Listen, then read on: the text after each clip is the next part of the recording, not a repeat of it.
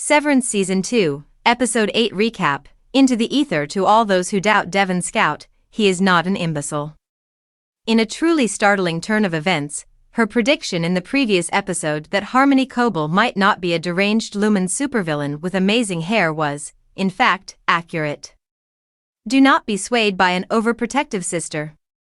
Harmony's first appearance since Episode 3 is in Episode 8, Sweet Vitriol, which is a chapter that exclusively explores her disquieting heritage as a Lumon prodigy. Harmony was indeed raised by the company in the seaside town of Salt's Neck, as Rigabi explained to Devon in Episode 7. However, Rigabi's additional assertion that the former Severance floor overseer is Lumon through and through is perplexing. Rigabi is not entirely informed about her former collaborator. Harmony, rather than Rigabi, may prove to be the most advantageous resource for Mark's forthcoming reintegration.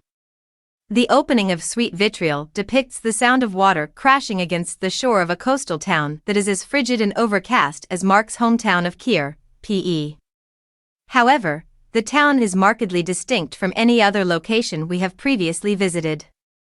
The decision to return to Salt's Neck, which was foreshadowed in Episode 3, is ultimately made by Coble as she drives her diminutive white hatchback along a section of deteriorating road. She appears to be unimpressed by her return to her childhood home, which is nearly deserted, its dilapidated structures and faded paint pummeled by the sea-swept wind. While brushing her teeth along a roadside, Coble encounters a man who is inhaling diethyl ether, the chemical compound that was responsible for Keir Egan's fortune in the 1800s and whose vernacular term served as the inspiration for the title of this episode. Harmony disregards Devon's summons as she enters the Drip-a-Pot Cafe, which appears to be primarily inhabited by senior citizens and a man named Hampton, James Lou Grow. Hampton is acquainted with Harmony and is curious about her activities in town. Harmony observes the septa and octogenarians at the adjacent tables, and Hampton responds, "Yeah, well, there was a retrenchment from some of the core infrastructure investments due to the market readjustment from a few years ago and the fluctuating interest rates."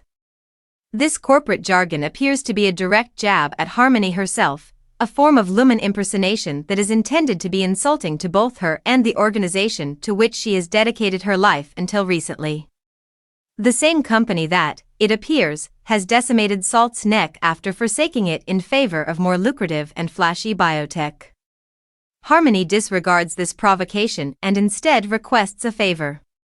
She informs him that she requires his assistance in transporting her to Sissy's when they later encounter each other at a derelict factory that bears the Lumon logo. Her vehicle cannot be observed outside her former residence if Lumon is monitoring it, which is highly probable. Hampton is not particularly enthusiastic about assisting Harmony, despite the fact that he is aware that she must be in serious trouble with Lumon if she is willing to negotiate with Sissy.